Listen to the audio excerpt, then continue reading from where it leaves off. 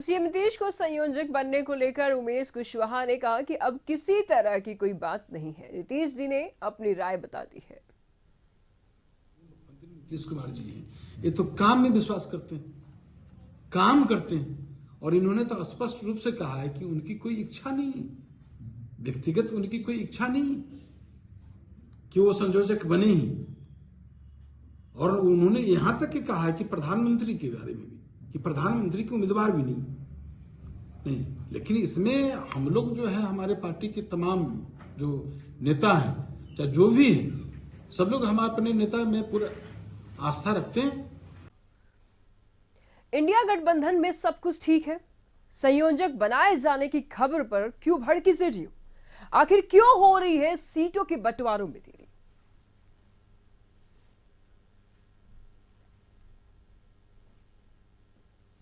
तमाम जानकारी के लिए संपादक अशोक मिश्र जी इस वक्त हमारे साथ बने हुए हैं।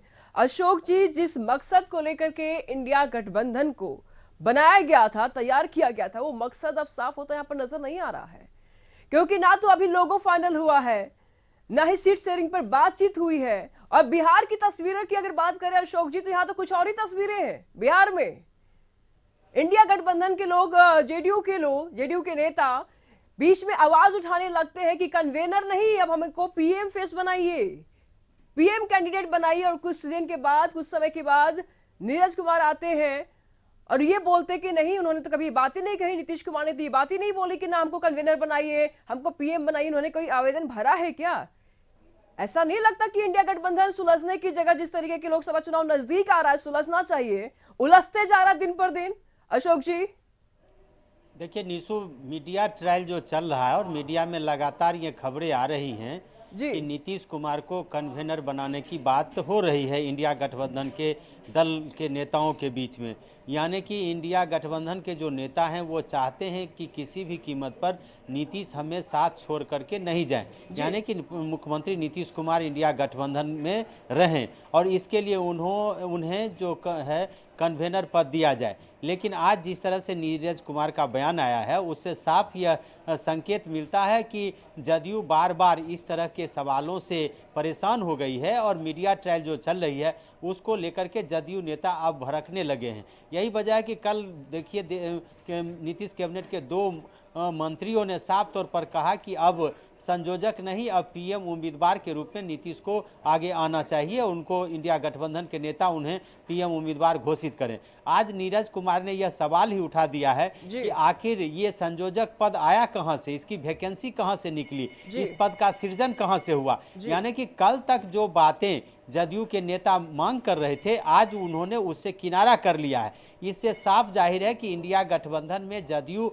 यह मान रही है कि नीतीश कुमार की जो अभी तक उपेक्षा हुई है, यानी कि नीतीश जिस तवज्जो के हकदार थे उनको उनकी हैसियत के अनुसार सम्मान नहीं मिला इंडिया गठबंधन में। और यही वजह है कि चुनावी रणनीति तो दूर कहिए, इंडिया गठबंधन अभी तक मूर्त रूप नहीं ले सका है, जो सवाल आप कर रही हैं। तो इससे साफ जाहिर है कि कहीं न कहीं गठबंधन के भीतर सब कुछ बेहतर नहीं चल रहा, ऐसे संकेत दिख रहे हैं। हालांकि नेता कह रहे हैं कि सब कुछ बढ़िया है, सब कुछ ठीक है, ऑल इज वेल। अभी दिल्ली में अखिलेश सिंह ने जो बयान दिया है, जो बिहार प्रदेश कांग्रेस कमेटी के अध्यक्ष हैं और राज्यसभा के सदस्य हैं, उन्होंने भी कहा है कि जो फैसले होंगे वो सभी दल मिल करके लेंगे, यानी कि ये एक दल का फैसला नहीं है। तो वैसी परिस्थिति में जदयू जो कांग्रेस से एक तरह से कहिए कि कांग्रेस पर भड़की हुई है, या कांग्रेस के रवैये से जदयू के नेता गुस्से में हैं, तो उसको लेकर के कांग्रेस भी बैकफुट पर है। और आज अखिलेश सिंह का यह बयान बताता है कि कहीं न कहीं अखिलेश सिंह और उनकी पार्टी के लोग मानते हैं कि नीतीश को कन्वेनर बनाने में या पीएम उम्मीदवार बनाने में जितनी देर हो रही है, उसका खामियाजा कांग्रेस को ही भुगतना पड़ रहा है। तो ऐसी परिस्थिति में ये देखिए कि इंतजार करना पड़ेगा। लेकिन इतना जरूर है कि जदयू के नेताओं ने जिस तरह से दबाव बनाया है और मीडिया ट्रायल के बहाने ही जिस तरह से अपने सहयोगियों पर उन्होंने निशाना साधना शुरू किया है, उससे ये उम्मीद जगी है कि देर सवेर ही सही, लेकिन जल्द से जल्द अब इंडिया गठबंधन के नेता फैसला लेंगे, खास करके नीतीश के संदर्भ में कि क्या वो नीतीश को साथ रखना चाहते हैं, नीतीश के नेतृत्व में चुनाव लड़ना चाहते हैं, या फिर नीतीश से किनारा करना चाहते हैं। हालांकि बिहार के जो गठबंधन के नेता हैं वो लगातार नीतीश से संपर्क करने की कोशिश में हैं। आपने देखा होगा कि कल तेजस्वी प्रसाद यादव ने भी मुख्यमंत्री जी से जाकर के मुलाकात की थी। इसके अलावा मनोज झा जो राजद के राष्ट्रीय प्रवक्ता हैं, राज्यसभा के सदस्य हैं, उनके बयान को देखिए, कांग्रेस अध्यक्ष अखिलेश सिंह को बयान को देखिए या अन्य नेताओं के बयान को देखिए, तो कोई भी नेता ऐसा नहीं है जो नीतीश के समर्थन में नहीं है। लेकिन इन सब के बावजूद भी देहात में एक कहावत है कि जब तक कप और चाय के बीच में जो दूरी होती है वह दूरी अभी इंडिया गठबंधन और नीतीश के बीच में है। यानी कि जब तक नीतीश के नाम पर फैसला नहीं हो जाता तब तक किसी तरह के कयास लगते रहेंगे, इस तरह की बयानबाजी होती रहेगी। अशोक जी, ये दूरी क्यों है? जब टारगेट पीएम मोदी है तो ये दूरी क्यों है और ये देरी भी क्यों है? आखिर सीटों को बंटवारा करना ही है तो ये फिर देरी क्यों है? चुनाव नजदीक है, महज 2 से 3 महीना बाकी है। 3 महीना पर तो ये लोग मीटिंग करते हैं। चौथे मीटिंग की अगर बात करें तो उनके बीच की गैपिंग आपने देखा कितना समय लिया। 4 मीटिंग हो चुका है अशोक जी। 4 मीटिंग में जो महत्वपूर्ण फैसले होने चाहिए थे वो फैसले नहीं लिया है इंडिया गठबंधन ने।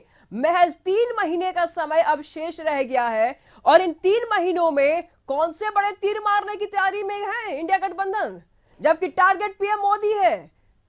देखिए, यही आक्रोश तो जदयू के नेताओं को भी है कि अभी तक जो 4 बैठकें हुई हैं उसका फलाफल कुछ नहीं निकला है। और आपको याद होगा जो चौथी बैठक हुई थी उस बैठक के बाद ये कहा गया था कि 31 दिसंबर तक सीटों पर फैसले हो जाएंगे, लेकिन अब उसको बढ़ा करके 20 जनवरी तक कर दिया गया है। दूसरी सबसे बड़ी बात है कि जो 38 दल हैं उन दलों में आपसी सहमति नहीं है। और हमने कल भी चर्चा की थी अपने दर्शकों के लिए कि ममता बनर्जी जो 42 सीटें हैं पश्चिम बंगाल में, वह सिर्फ कांग्रेस को 2 सीटें देने के लिए तैयार हैं। क्या ऐसी परिस्थिति में कांग्रेस समझौता करेगी? क्या अरविंद केजरीवाल और से कांग्रेस खुद पिंड छुड़ाना चाहती है? दिल्ली और पंजाब में आपसे वो किसी भी कीमत पर तालमेल नहीं करना चाहती है।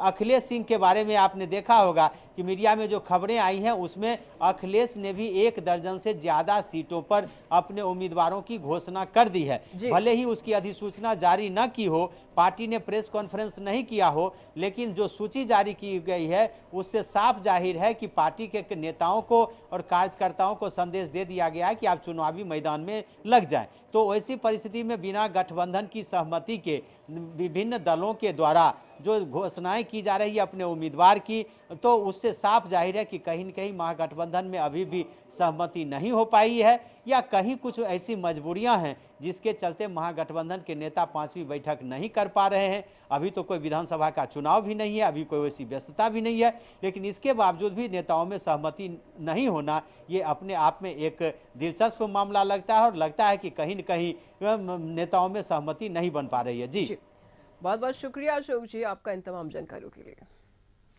इंडिया गठबंधन अभी भी उलझनों में फंसा हुआ है।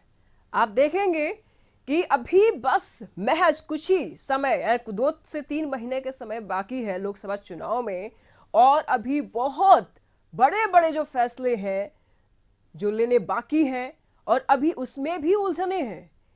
क्या ये नैया पार कर पाएंगे? अगर इसी गति से चलते रहेंगे तो सवाल बड़ा है। फिलहाल बढ़ते खबरों में आगे।